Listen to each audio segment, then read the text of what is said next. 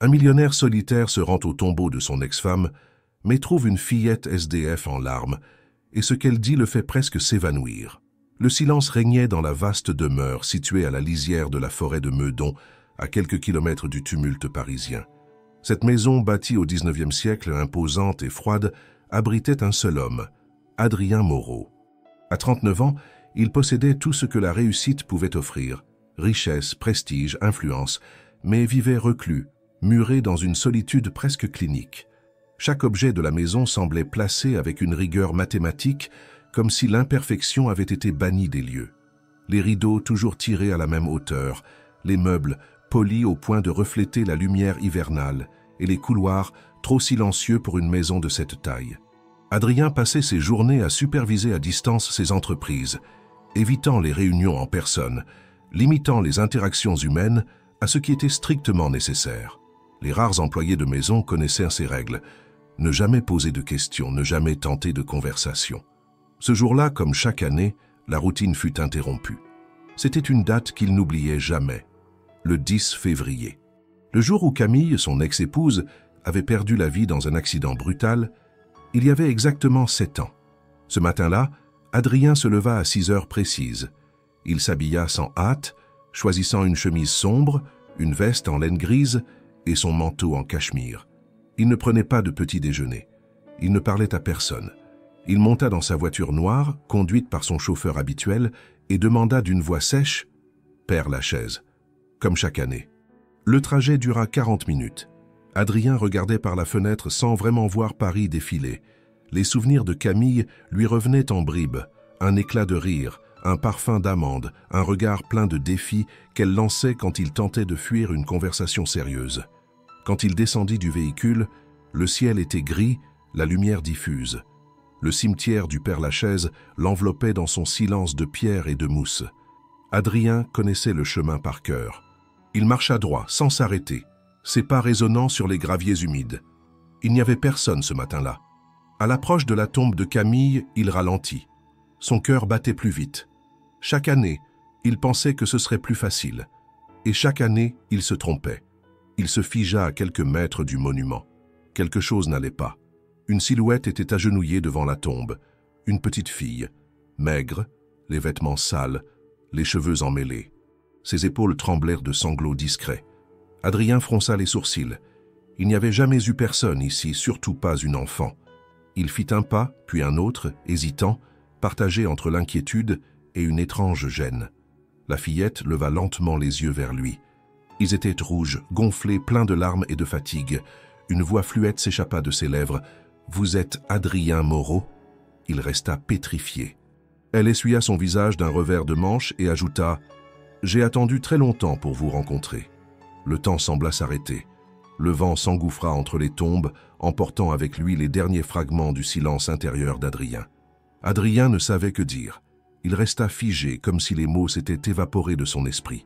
Cet enfant n'avait rien à faire ici, encore moins devant la tombe de Camille. Pourtant, elle semblait parfaitement à sa place, comme si la pierre tombale avait toujours attendu sa présence. Elle ne bougeait pas, mais ses yeux continuaient à le scruter avec une intensité dérangeante, comme si elle cherchait quelque chose en lui, une reconnaissance, une confirmation. Il s'éclaircit la gorge, mal à l'aise. « Qui es-tu » demanda-t-il enfin, sa voix plus dure qu'il ne l'aurait voulu. La fillette se leva lentement. Elle n'était pas bien grande, peut-être 8 ans, pas plus. Son manteau trop court laissait voir des bras maigres. Ses chaussures usées prenaient l'eau. Elle inspira profondément, comme si elle récitait quelque chose de longtemps préparé. « Je m'appelle Élodie.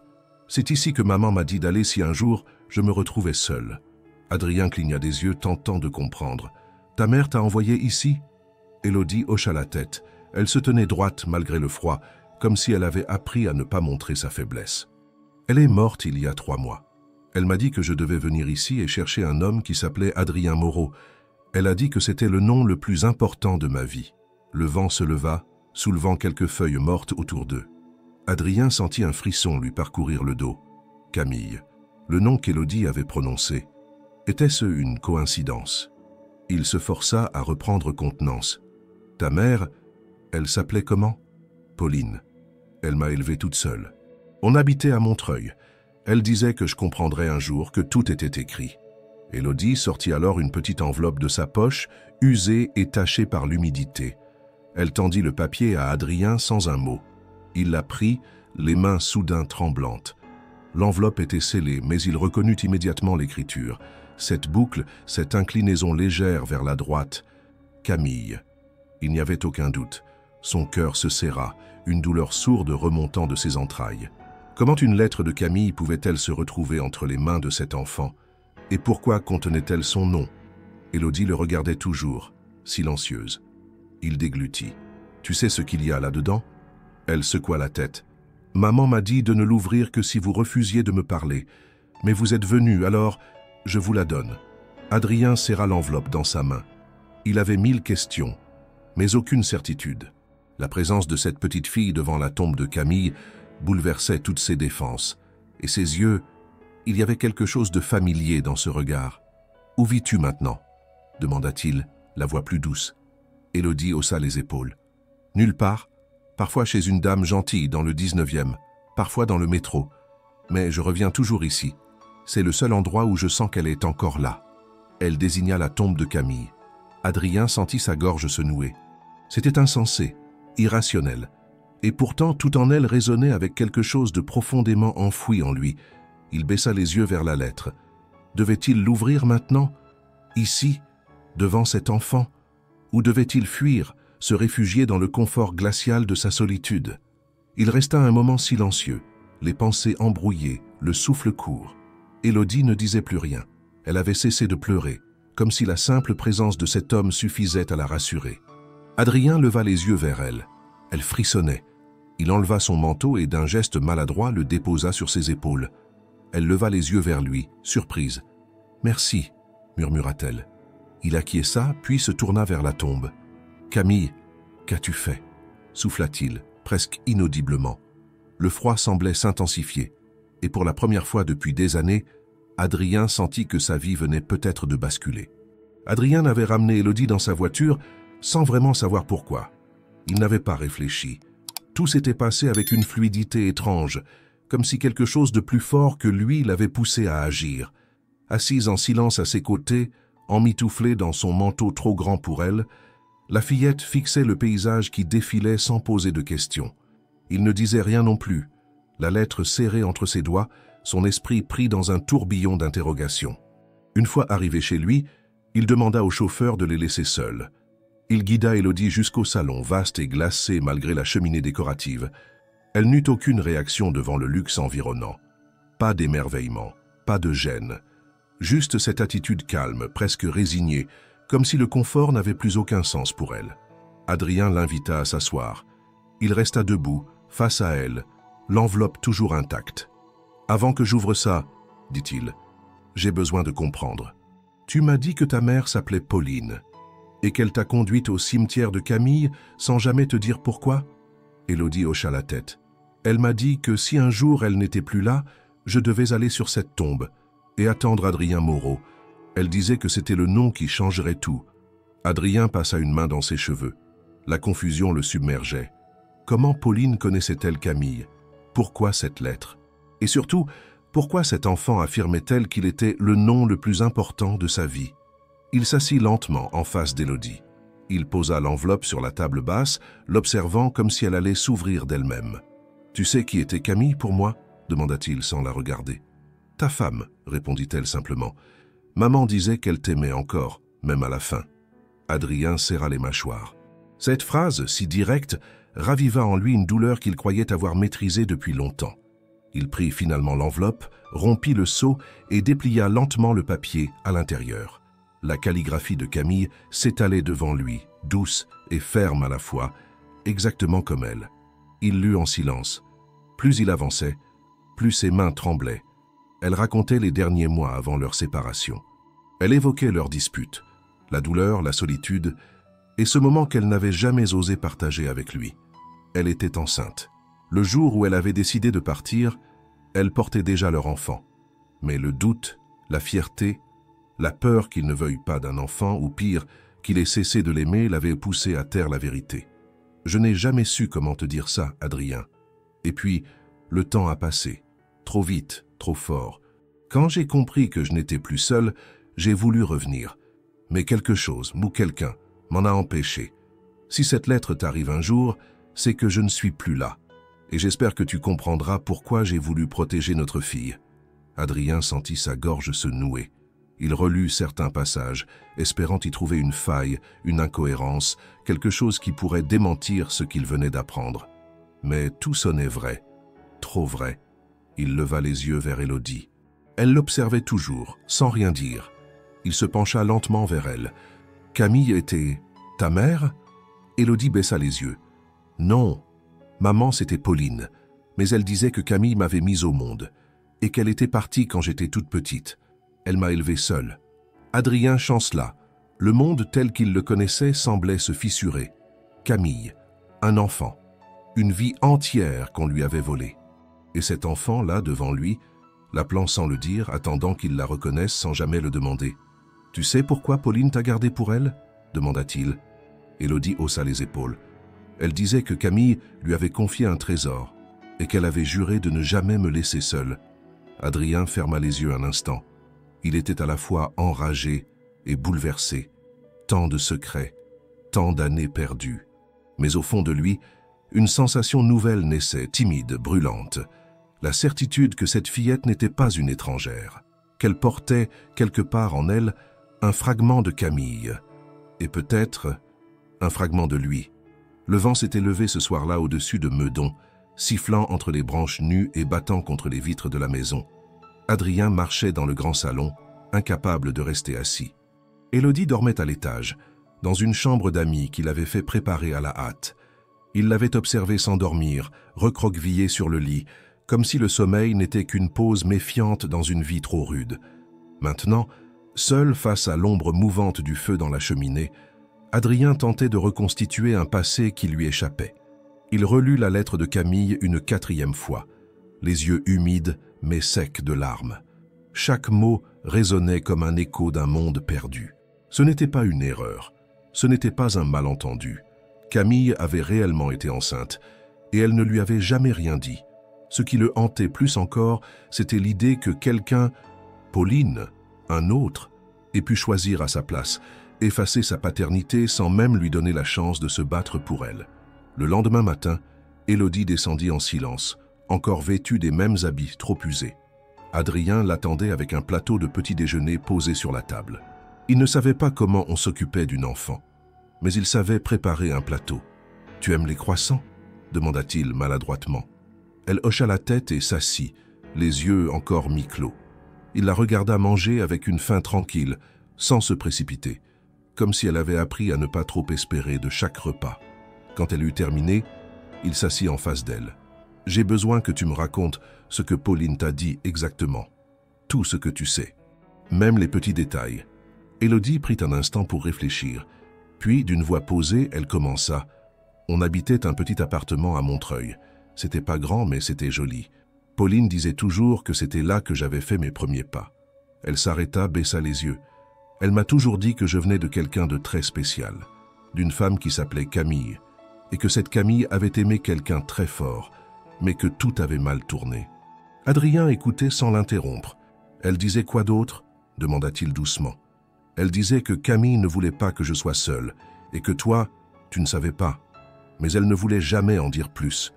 Parfois, elle pleurait quand je posais trop de questions. « Et ton école? Tu allais en classe ?» Élodie hocha la tête. « Jusqu'à ce que Pauline tombe malade. Après, on a eu des problèmes. Elle a perdu son travail, puis on n'a plus pu payer le loyer. Un jour, elle m'a dit qu'on allait dormir ailleurs. On a bougé beaucoup. Puis elle n'a pas réussi à se lever. Elle a arrêté de parler, et puis elle est partie. » Adrien sentit la colère monter, pas contre Pauline, ni contre Camille, mais contre cette époque, contre lui-même, contre tout ce qui avait échappé à son contrôle. « Est-ce que tu as connu quelqu'un d'autre?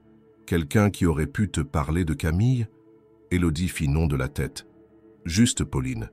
Elle disait qu'elle m'avait promis de ne jamais me mentir. Mais maintenant, je ne sais plus. » Adrien resta silencieux un moment, puis il se leva et revint avec une boîte de cuir noir posée sur le buffet. Il l'ouvrit lentement devant elle. À l'intérieur des photos, des lettres, quelques souvenirs de Camille qu'il avait gardés malgré tout. Il en sortit une image d'eux deux, prise sur un quai de Seine, un jour de printemps. « Voici Camille. Tu l'as déjà vue, non ?» Élodie s'approcha. Elle observa le visage de la jeune femme souriante, les cheveux dans le vent, les yeux pétillants. Un frémissement passa sur ses lèvres. « Elle me ressemble un peu. » Adrien sentit un poids lui tomber dans la poitrine. Oui, elle avait raison. Et cela ne pouvait pas être une illusion. Mais il y avait encore un doute, encore une fissure. Camille et lui n'avaient jamais eu d'enfant. Du moins, il l'avait toujours cru. Et même si la lettre paraissait authentique, quelque chose lui disait que l'histoire n'était pas complète. Il y avait un maillon manquant, une volonté délibérée d'effacer les traces. Et ce doute, cette faille entre mémoire et vérité, le tourmentait plus que tout. Le jour s'était levé sous une pluie fine, tamisant la lumière à travers les grandes fenêtres de la maison d'Adrien. Élodie, emmitouflée dans un pull trop grand, s'était installée dans un coin du salon avec un livre illustré qu'Adrien avait trouvé dans une armoire oubliée.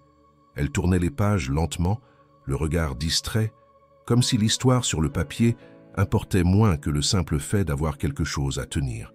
Adrien, lui, avait passé la nuit à fouiller ses souvenirs, à revisiter mentalement chaque échange avec Camille, chaque silence qui avait précédé leur séparation. Il s'était trompé, aveuglé par son travail, par ses certitudes, par une fierté mal placée. Il n'avait pas vu la détresse de Camille, et peut-être que dans cette cécité, il avait perdu bien plus qu'un amour. Il n'osait pas encore appeler un avocat, ni évoquer l'idée d'un test de paternité. Ce serait reconnaître ce qu'il n'était pas prêt à affronter, mais il savait que le moment viendrait, et trop vite. En début d'après-midi, Élodie s'endormit sur le canapé, le livre ouvert sur ses genoux. Adrien en profita pour monter au grenier. Il n'y était pas allé depuis des années. Dans un vieux coffre en bois, il conservait les affaires de Camille qu'il n'avait jamais eu le courage de jeter. Carnets, bijoux, carnets de croquis, lettres non envoyées. Il souleva les couches de souvenirs avec précaution, comme s'il risquait de briser quelque chose de fragile. C'est là, entre deux livres jaunis, qu'il trouva une enveloppe sans timbre ni adresse. Elle portait simplement un prénom, écrit à l'encre noire, Pauline. Il sentit un frisson le parcourir. Il reconnut aussitôt l'écriture de Camille. Elle avait donc écrit à Pauline. Mais pourquoi? Et surtout, quand? Il ouvrit l'enveloppe. À l'intérieur, une lettre manuscrite datée de 8 ans auparavant. Camille y écrivait avec une voix différente de celle qu'il connaissait. Plus lasse, plus vulnérable. Elle y confiait sa solitude, sa décision de garder l'enfant sans prévenir Adrien. Elle expliquait qu'elle ne pouvait pas affronter son jugement, qu'elle croyait à l'époque qu'il l'avait trahi, qu'il avait tourné la page trop vite. Et c'était Pauline, son amie de jeunesse, infirmière à l'époque, qui avait été son refuge, celle à qui elle avait demandé d'être présente à l'accouchement, de l'aider si elle ne survivait pas. « Si quelque chose m'arrive, je te confie ce que j'ai de plus précieux. Protège-la. Et surtout, ne la laisse pas croire qu'elle a été abandonnée. » Adrien relut la lettre plusieurs fois. C'était une preuve, une clé, une confirmation que tout ce que disait Élodie n'était pas seulement vraisemblable, c'était vrai. Il retourna lentement au salon. Élodie dormait toujours, la respiration paisible. Il s'assit en face d'elle, tenant la lettre de Camille dans les mains. Les mots lui brûlèrent les doigts. Quand elle ouvrit les yeux un peu plus tard, il était toujours là. Elle le fixa un instant, puis murmura « Tu as trouvé quelque chose ?» Il hocha lentement la tête. « Une lettre de Camille, pour Pauline. » Elle se redressa légèrement, attentive. « Qu'est-ce qu'elle dit ?» Il chercha ses mots, choisissant avec soin. Elle disait que tu étais ce qu'elle avait de plus précieux et qu'elle voulait que Pauline veille sur toi. Un silence s'installa. Puis Élodie demanda d'une voix presque coupable « Tu me crois maintenant ?» Adrien la regarda longuement. Dans ses yeux, il ne voyait ni manipulation, ni doute. Seulement une attente muette, un besoin d'être reconnu. « Je te crois, Élodie, » dit-il enfin. « Je crois que tu es ma fille. » La phrase flotta dans l'air, irrévocable. Il ne l'avait jamais dite à voix haute. Et pourtant, maintenant qu'elle existait, elle semblait juste. Élodie baissa la tête, incapable de répondre. Un sanglot discret secoua ses épaules. Adrien se leva, s'approcha et s'agenouilla devant elle. Il posa sa main sur la sienne, tremblante. « On va tout éclaircir. Ensemble. » Les jours qui suivirent furent à la fois étranges et silencieux. Adrien essayait de comprendre comment cette nouvelle réalité pouvait cohabiter avec l'homme qu'il était devenu, cet homme rigide, fermé, presque mécanique dans ses habitudes. Élodie, elle, s'adaptait doucement à l'espace autour d'elle, mais ne posait jamais de questions, comme si elle avait appris que la confiance était une chose fragile, toujours à surveiller. Adrien avait demandé à son assistante de chercher discrètement des informations sur Pauline. Il avait besoin de savoir qui elle était réellement, au-delà de la femme que Camille avait choisie comme refuge. Un passé commun? Une dette? Une promesse scellée dans l'urgence? Les réponses étaient fragmentaires, et chaque détail soulevait de nouvelles interrogations. Un mercredi matin, il emmena Élodie jusqu'à Montreuil, là où elle disait avoir vécu. La pluie tombait en filets glacés. Devant l'immeuble décrépit qu'elle lui indiqua, Adrien sentit une gêne cuisante l'envahir. Le contraste avec sa propre existence était si brutal qu'il en avait honte. « C'était là », dit Élodie. « 2e étage. On avait un canapé-lit et une cuisine minuscule. Mais maman disait toujours que c'était assez pour 2. Ils entrèrent dans le hall, les murs lépreux tachés d'humidité. Une vieille femme descendait l'escalier lentement, tenant un sac de provisions. Élodie la reconnut aussitôt. « C'est Madame Hélène !» La femme s'arrêta, surprise. « Mon Dieu, Élodie, chérie, on te croyait disparue. » Elle posa son sac, les mains tremblantes. « Je suis restée des semaines à demander aux voisins s'ils t'avaient vue. Tu as grandi, ma belle. Où étais-tu » Élodie hésita, puis regarda Adrien. « Je suis avec mon père, » dit-elle simplement. La vieille femme cligna des yeux, bouche entr'ouverte. « Ton père ? Mais Pauline, elle disait toujours que ton père était mort. » Adrien sentit le sang quitter son visage. Il s'approcha. « Vous étiez proche de Pauline ?» demanda-t-il. Madame Hélène acquiesça. Elle était discrète, gentille. Elle travaillait beaucoup. Elle ne sortait presque jamais. Je l'aidais un peu quand elle a commencé à tomber malade. Elle a parlé de Camille ? La femme hocha la tête lentement. Une seule fois. Elle m'a dit que Camille était la mère biologique d'Élodie, une amie, mais elle ne voulait jamais en dire plus. Juste qu'elle avait promis de protéger la petite. Elle marqua une pause. Un jour, j'ai trouvé Pauline en larmes dans l'escalier. Elle m'a dit qu'elle avait fait des choix qu'elle ne pouvait plus défaire, mais elle ne m'a jamais expliqué. Adrien sentit une colère sourde l'envahir. Pourquoi Pauline avait-elle gardé le secret? Par fidélité à Camille? Par peur qu'il ne soit pas à la hauteur? Il remercia la vieille femme et quitta l'immeuble avec Élodie. Dans la voiture, un silence lourd s'installa. Ce n'est qu'en arrivant à la maison qu'Élodie rompit le silence. « Tu penses qu'elle m'a menti ?» Adrien se tourna vers elle. « Je pense qu'elle t'a aimé. Mais je pense aussi qu'elle a choisi ce qu'elle croyait être juste. » Il hésita puis ajouta « Elle a sans doute cru que je ne voulais pas de toi, que je n'étais pas prêt. » Il ne dit pas à voix haute ce qu'il pensait vraiment, que peut-être, au fond, elle avait eu raison. Plus tard dans la soirée, Adrien retourna au grenier. Il fouilla encore les cartons, les lettres, cherchant d'autres traces de Camille.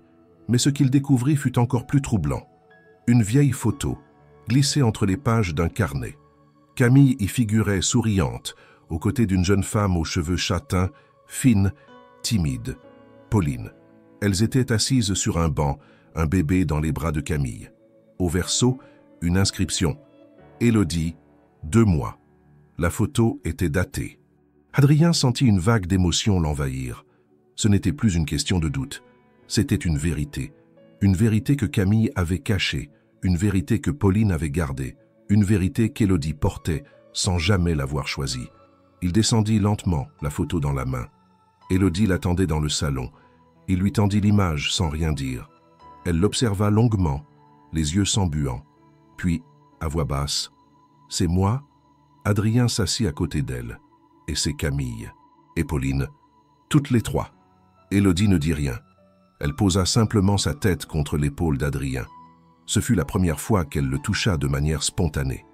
Et ce fut suffisant pour qu'il comprenne que, malgré les silences, malgré les absences, quelque chose était en train de naître. Lentement, mais sûrement. Le lendemain matin, Paris s'éveillait sous une brume légère, mais dans la maison d'Adrien, l'atmosphère semblait plus claire que jamais.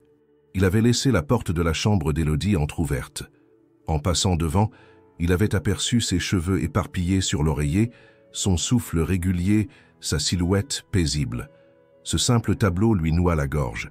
Il n'avait jamais pensé pouvoir ressentir à nouveau quelque chose d'aussi pur, d'aussi désarmant. Il descendit en silence, prépara 2 bols de chocolat chaud, un pour elle, un pour lui, et attendit.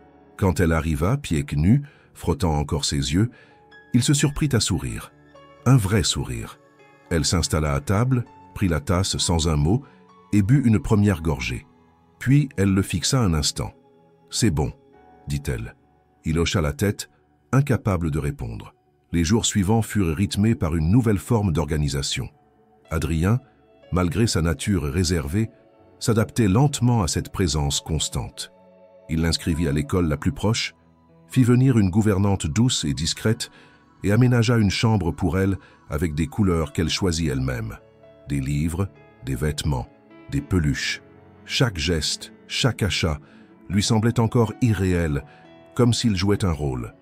Mais à chaque fois qu'il voyait ses yeux s'illuminer, il comprenait que ce n'était pas un jeu. C'était un début. Élodie, de son côté, avait appris à tester les limites. Elle posait des questions, parfois trop directes. « Pourquoi tu n'as jamais cherché Camille? Pourquoi tu ne savais rien de moi? Tu étais trop occupé à être riche ?» Adrien ne s'énervait pas. Il répondait du mieux qu'il pouvait. « J'étais aveugle et lâche, et peut-être que je ne méritais pas qu'on me dise la vérité. » Elle ne répondait pas toujours, mais parfois, elle s'approchait de lui et lui prenait la main sans rien dire, et cela suffisait. Malgré tout, une ombre persistait. Adrien n'avait toujours pas fait de test ADN. Il le savait, il y pensait chaque soir, mais il n'osait pas. Il craignait qu'une confirmation scientifique ne tue ce lien fragile qu'il construisait. Et pire encore, il redoutait l'inverse, que le test nie ce que son cœur avait déjà accepté. Il se contentait donc de rester dans ce flou volontaire où chaque geste de la fillette semblait confirmer ce qu'il espérait, sans jamais le contraindre. Un soir, alors qu'Élodie dormait, Adrien se retrouva seul dans son bureau, les lumières tamisées. Il avait ouvert un tiroir et en avait sorti un kit de test ADN qu'il avait discrètement commandé quelques jours auparavant. Il le posa sur le bureau. Le plastique brillait sous la lampe. Il le regarda longtemps. Puis il referma le tiroir sans y toucher. Le surlendemain, Élodie l'attendait sur le perron. « On peut aller marcher un peu ?» demanda-t-elle. Il accepta. Ils marchèrent dans le bois en silence. Puis, au détour d'un sentier, elle s'arrêta. « Est-ce que tu regrettes ?» demanda-t-elle sans le regarder. Il s'arrêta aussi. « Regretter quoi ?» Elle haussa les épaules. « Moi, tout ça, ta vie d'avant. » Adrien inspira profondément. « Je regrette de ne pas t'avoir connu plus tôt, mais je ne regrette pas que tu sois là maintenant. » Elle acquiesça doucement, comme si elle avait attendu cette réponse depuis longtemps. Puis elle reprit la marche sans rien ajouter. Adrien la suivit, les mains dans les poches, le cœur plus léger. Il comprit alors que la certitude ne viendrait pas d'un laboratoire. Elle était déjà là, dans ce moment suspendu, dans cette question posée, dans cette réponse offerte. Et pourtant, au fond de lui, une tension persistait. Quelque chose clochait encore. Une partie de l'histoire lui échappait. Pauline avait été la gardienne de ce secret, mais n'était qu'un relais. Camille, elle, n'avait jamais pu tout raconter. Et ce manque, cette faille, finirait par le rattraper. La lumière de fin d'après-midi s'étendait sur les pièces silencieuses de la maison, dessinant des ombres longues sur les murs. Adrien, seul dans la bibliothèque, tenait entre les mains un vieux carnet de croquis que Camille avait l'habitude de remplir pendant leurs années ensemble. Ce carnet avait été oublié, rangé derrière une rangée de livres juridiques, et il ne l'avait pas vu depuis des années. Il le feuilletait machinalement, sans but précis, comme on remonte un ruisseau pour en retrouver la source. Les premières pages étaient remplies de croquis de Paris, de silhouettes prises sur le vif, de petites notes griffonnées à la hâte. Puis au fil des pages, les dessins devenaient plus intimes. Le profil d'un homme, lui, endormi sur un canapé, les mains croisées sur le ventre. Un croquis de leur ancien appartement, des bribes de leur quotidien qu'il avait oublié. Soudain, une feuille légèrement rigide glissa du carnet et tomba sur le sol. Adrien se pencha pour la ramasser. C'était une photographie. Non, pas une photographie ordinaire. Une image puissante, figée dans le temps. Camille y apparaissait assise sur un banc, un nourrisson dans les bras, le visage tourné vers l'objectif avec une expression de paix rare. Le bébé dormait, lové contre elle, les yeux clos et la bouche entr'ouverte. Au verso, d'une écriture élégante et fine, il lut « Élodie, 2 mois ». Adrien sentit son souffle se couper. Il s'assit lentement, la photo serrée entre ses doigts. Elle n'avait donc jamais eu l'intention de garder ce secret éternellement. Cette photo était la preuve vivante que Camille avait assumé sa maternité, et plus encore, qu'elle avait voulu garder la mémoire de cet instant. Le visage de Camille sur cette image n'était pas celui qu'il avait connu les derniers mois. Il était apaisé, presque lumineux. Ce n'était pas le visage d'une femme fuyant un passé douloureux, mais celui d'une mère en paix avec son choix. Adrien resta là, immobile, pendant de longues minutes. Les souvenirs remontaient par vagues. Il se revoyait, des années plus tôt, recevant un message de Camille demandant à parler. Il n'y avait pas répondu. À l'époque, il était pris dans un rachat d'entreprise, dans des procès, dans une guerre d'ego avec son ancien associé Charles. Il s'était dit qu'il la rappellerait plus tard. Plus tard n'était jamais venu. Il serra les mâchoires. Ce prénom, Charles, revenait sans cesse. Depuis quelques jours, il ne pouvait s'empêcher d'y penser. Camille l'avait accusé d'infidélité, sans jamais lui expliquer pourquoi elle en était persuadée. Et ce soupçon n'avait jamais été éclairci. Était-il possible que Charles ait eu un rôle dans cette rupture, un rôle plus grand que ce qu'Adrien avait imaginé? Il se leva brusquement. Il devait comprendre. Il devait aller au bout. Il redescendit avec la photo et la tendit à Élodie, qui dessinait dans la cuisine. Elle s'arrêta, prit l'image et la contempla longuement. Puis elle leva les yeux vers lui, un éclair dans le regard. « C'est elle, » murmura-t-elle. « Je m'en souviens pas, mais c'est comme si je l'avais toujours vue. » Adrien hocha lentement la tête. Il posa la main sur son épaule. « Elle a toujours voulu que tu saches. » Ce soir-là, Adrien sortit le test ADN de son tiroir.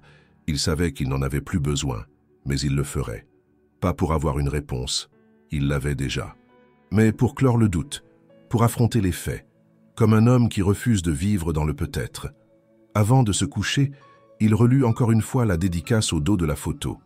Et il comprit que cette image, oubliée entre les pages d'un carnet, n'était pas une simple relique.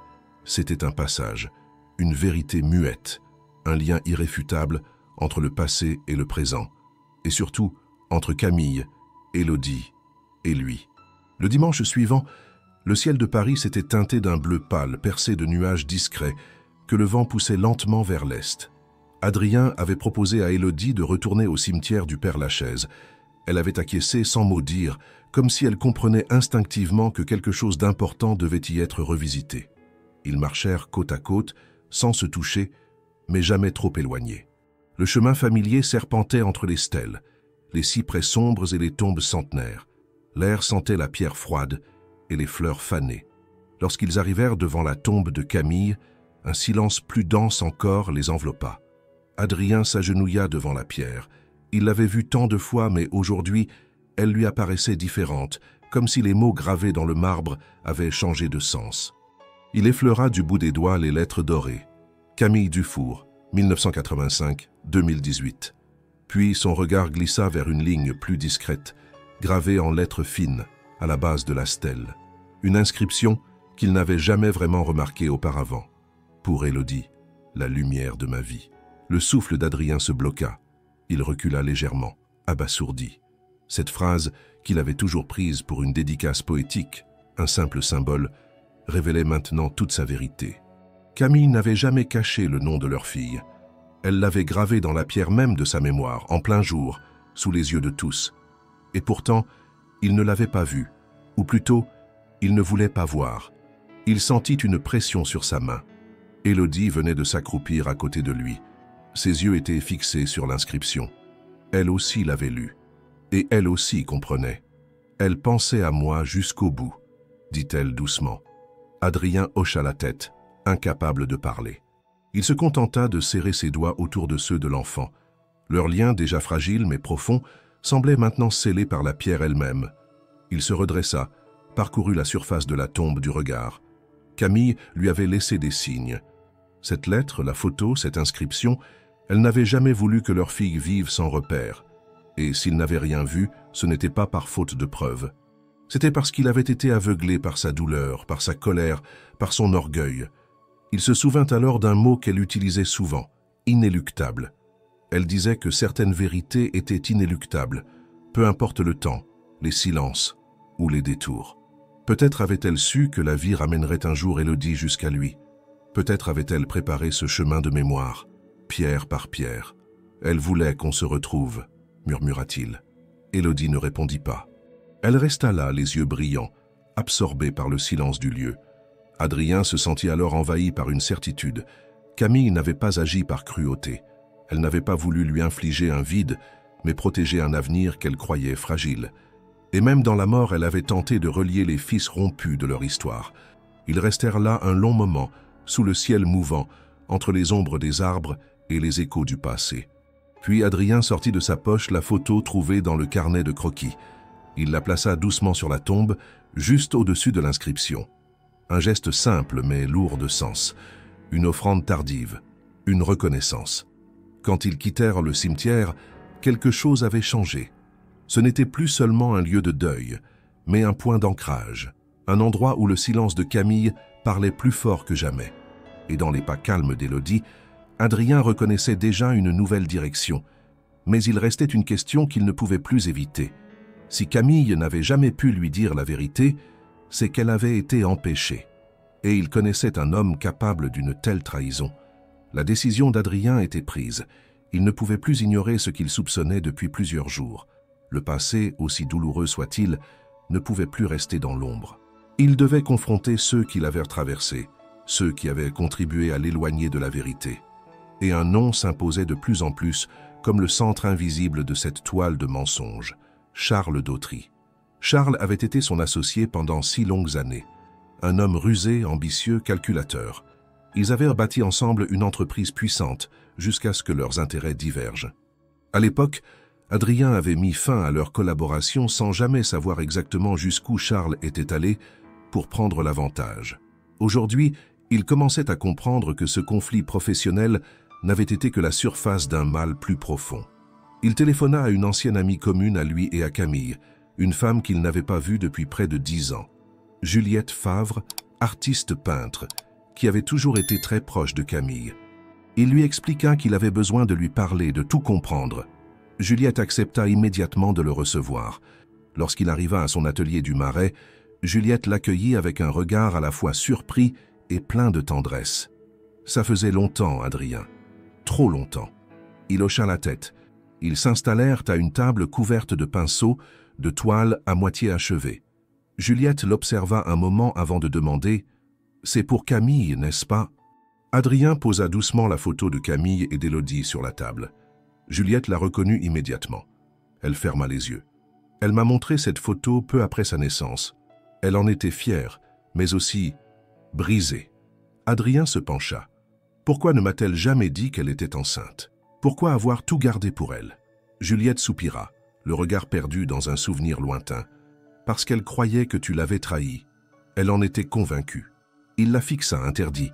Je ne l'ai jamais trahie, jamais. Juliette hocha lentement la tête.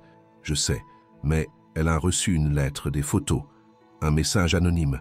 Tout semblait prouver que tu avais une liaison avec une de tes collègues. Adrien sentit le sol vaciller sous ses pieds. Il se souvenait maintenant. Un jour, Camille était partie sans crier gare, les yeux vides, refusant toute explication. « Elle ne m'a jamais montré quoi que ce soit », murmura-t-il, parce qu'elle avait trop honte. Elle pensait que si c'était vrai, alors elle avait été aveugle pendant des années. Et si c'était faux, elle avait peur de t'avoir perdu quand même. Il se redressa, les poings serrés. Il n'y avait qu'une personne qui avait eu accès à ces messages, ces dossiers personnels à l'époque. Charles. Juliette le confirma. Camille m'a dit que la lettre venait d'un expéditeur qu'elle ne connaissait pas, mais que le ton, le style, lui rappelait quelqu'un. Elle n'a jamais su qui exactement. Le cœur d'Adrien battait à tout rompre. Il remercia Juliette et sortit sans attendre. Il appela son assistant, obtint l'adresse actuelle de Charles et se dirigea aussitôt vers son appartement dans le 16e arrondissement. Lorsqu'il arriva, il sonna plusieurs fois avant que la porte ne s'ouvre sur un Charles vieillissant, mais toujours élégant, comme un homme qui refuse de laisser le passé s'effacer de son costume bien repassé. Il sourit, surpris. « Adrien, voilà une visite inattendue. On doit parler. » Sa voix était sèche, sans appel. Charles haussa les épaules et le laissa entrer. Adrien entra droit au salon, sans attendre l'invitation. Il tourna aussitôt les talons. « Dis-moi la vérité. Tu as menti à Camille. » Tu lui as fait croire que je la trompais. » Charles resta figé un instant, puis son sourire s'effaça lentement. Il s'assit, le regard fuyant. « Pourquoi tu parles de ça maintenant ?» Adrien s'approcha, posa la photo sur la table. « Parce que cet enfant sur la photo, c'est ma fille, et tu m'as volé 7 ans de sa vie. » Charles baissa les yeux. Il tenta d'ouvrir la bouche, puis se ravisa.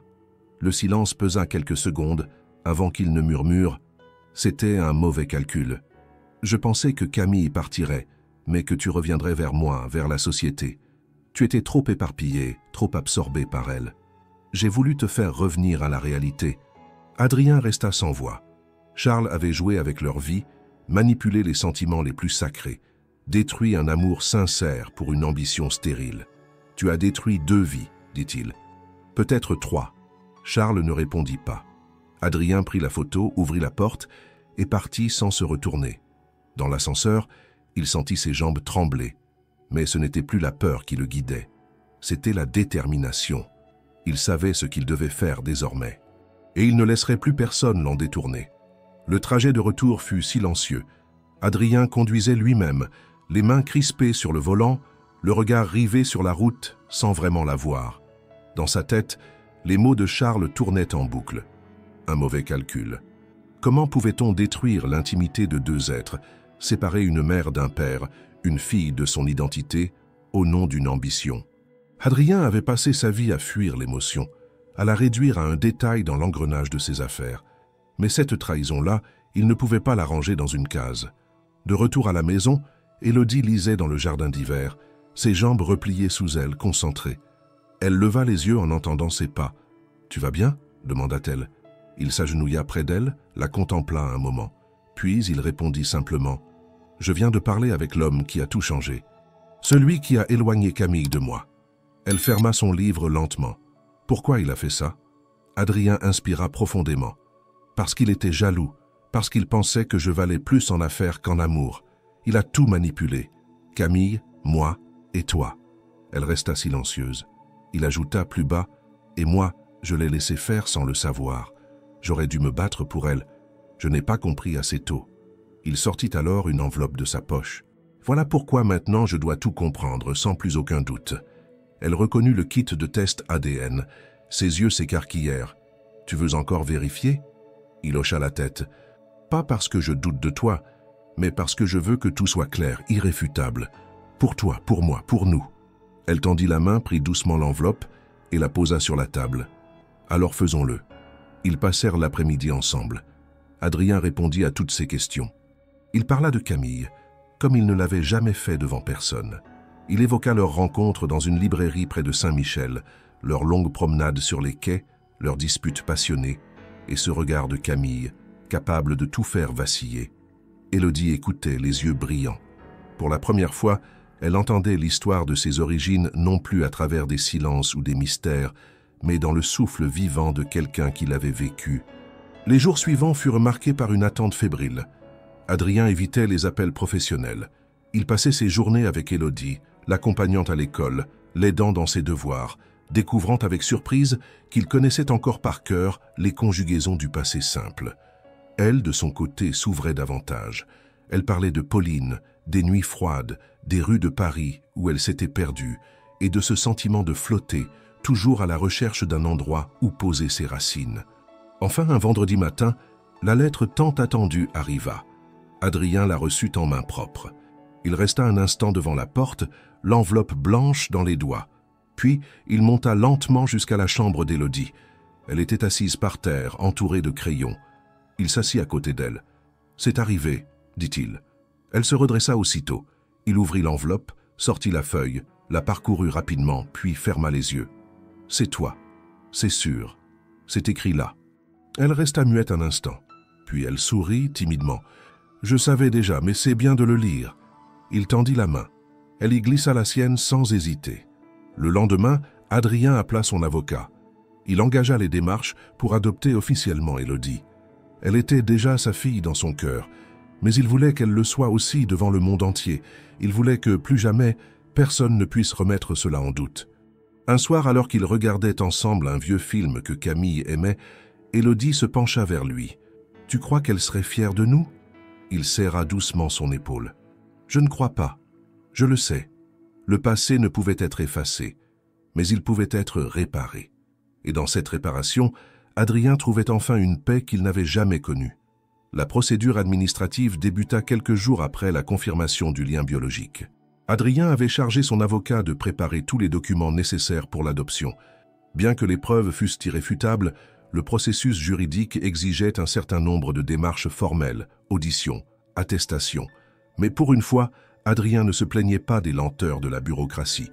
Il les acceptait comme une étape symbolique, une façon de donner un nom, une place, une légitimité définitive à Élodie. Pendant ce temps, la vie à la maison prenait une cadence nouvelle. Chaque matin, Adrien préparait le petit déjeuner. Élodie choisissait parfois la musique qu'ils écoutaient pendant qu'ils mangeaient, souvent des chansons françaises anciennes que Pauline lui avait fait découvrir. Après l'école, il prenait l'habitude de marcher jusqu'au parc près de la maison. Là, Adrien l'écoutait raconter sa journée, ses professeurs, les enfants avec qui elle commençait timidement à se lier. Petit à petit, les murs invisibles qu'Adrien avait construits autour de lui se fissuraient. Il ne vivait plus selon des horaires fixes, des silences organisés, des journées millimétrées. Il se surprenait à rire, à s'impatienter, à s'émouvoir. Il découvrait les 1000 détails d'une vie partagée, les petits rituels du soir, les regards complices, les disputes passagères autour de la meilleure façon de faire des crêpes. Un après-midi, alors qu'ils rangeaient ensemble une vieille malle au grenier, Élodie découvrit un carton plein de carnets d'affaires, d'agenda d'Adrien. Elle le regarda un instant, sérieuse. « Tu travaillais beaucoup avant ?» Il sourit. « Trop. » Elle feuilleta un carnet. « Il n'y a que des chiffres, des réunions, des gens que tu ne vois plus maintenant. » Il hocha la tête. « C'est vrai. » Puis elle demanda, avec une naïveté désarmante, « Et maintenant, tu travailles pour moi ?» Il éclata de rire. « C'est ça. Tu es mon projet le plus important. » Le lendemain, ils allèrent ensemble acheter un vélo pour Élodie. C'était une promesse faite depuis des semaines. Ils choisirent un modèle bleu avec une petite clochette en forme d'étoile. Adrien la regarda s'entraîner, d'abord hésitante, puis de plus en plus confiante. Elle tombait, se relevait, riait. Il sentait son cœur se remplir à chaque instant. Une semaine plus tard, ils reçurent la convocation officielle du tribunal. L'audience aurait lieu dans 15 jours. Adrien en informa Élodie avec sérieux. « Ce sera rapide mais important. Le juge va te poser quelques questions. Il voudra savoir si tu veux vraiment être adopté. » Elle le regarda sans détour. « Tu crois qu'il pense que je pourrais refuser ?» Il haussa les épaules. « Il veut juste s'assurer que personne ne te force. » Elle sourit. « Alors je lui dirai que c'est moi qui t'ai adopté. » Ces mots, simples mais immenses, bouleversèrent Adrien.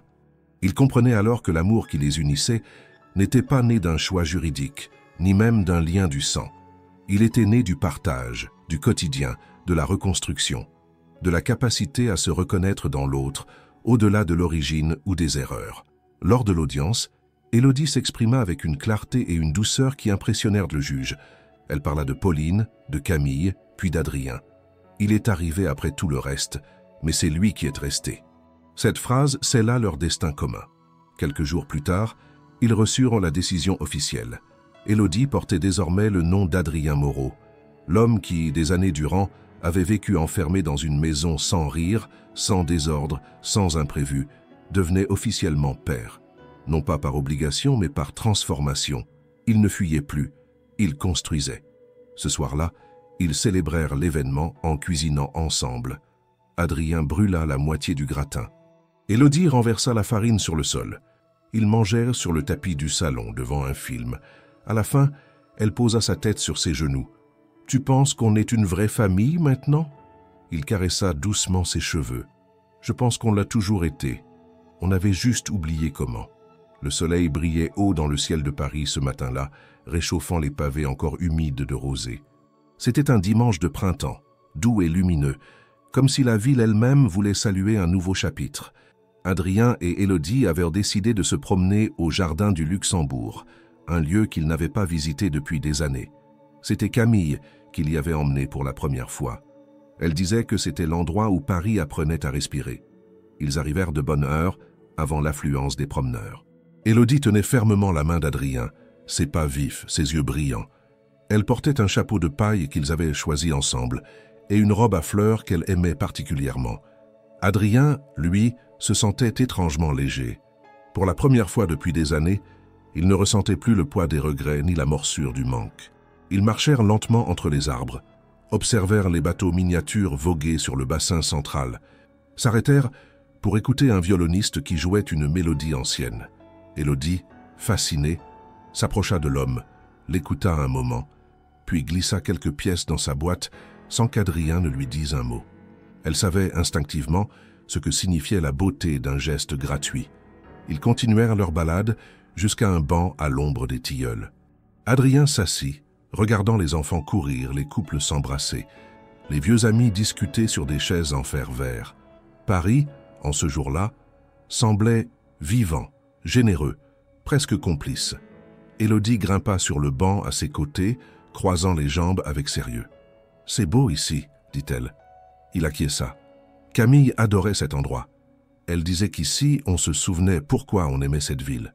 Elle le regarda, songeuse. « Tu crois qu'elle nous voit ?» Il réfléchit un instant. « Je crois qu'elle nous voit, oui, et qu'elle est fière. » Élodie ne répondit pas tout de suite. Elle contempla les jardins, puis demanda « Tu crois qu'elle savait que ça finirait comme ça ?» Adrien sourit. « Je crois qu'elle l'espérait, et qu'elle a tout fait pour qu'on se retrouve, même si on ne le savait pas encore. » Ils restèrent là longtemps, à observer la vie couler autour d'eux, le bruit des fontaines, le chant des oiseaux, les rires des enfants. Et puis, comme si le destin avait voulu ponctuer ce moment d'un geste symbolique, une petite fille passa devant eux, tenant un ballon rouge. Il s'échappa de ses mains, s'envola lentement dans le ciel, traçant une ligne rouge entre les nuages. Élodie leva les yeux, fascinée. Adrien la regarda, puis regarda le ciel à son tour. Il se dit que c'était là, dans ces instants suspendus, que résidait le véritable sens de l'existence. Pas dans les chiffres, ni dans les contrats, ni dans les murs glacés d'une maison trop grande, mais dans le lien invisible entre deux âmes, réunies par l'amour, par la perte et par le courage de recommencer. Ils finirent leur journée sur les quais de Seine, mangeant des glaces, les pieds pendants au bord de l'eau. Élodie racontait une histoire qu'elle inventait au fur et à mesure, peuplée de reines invisibles, de chats parlants et de chevaliers maladroits.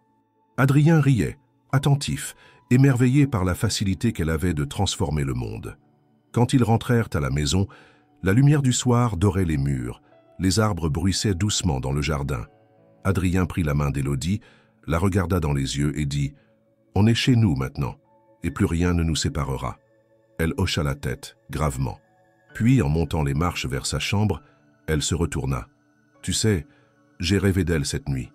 Camille. » Elle m'a regardé et m'a souri. Adrien sentit son cœur battre plus fort. « Et que t'a-t-elle dit ?» Élodie réfléchit. Elle a dit « Tu n'es plus seul maintenant. » Lui non plus. Cette nuit-là, Adrien resta longtemps éveillé. Il contempla les étoiles depuis la fenêtre de son bureau et il sourit.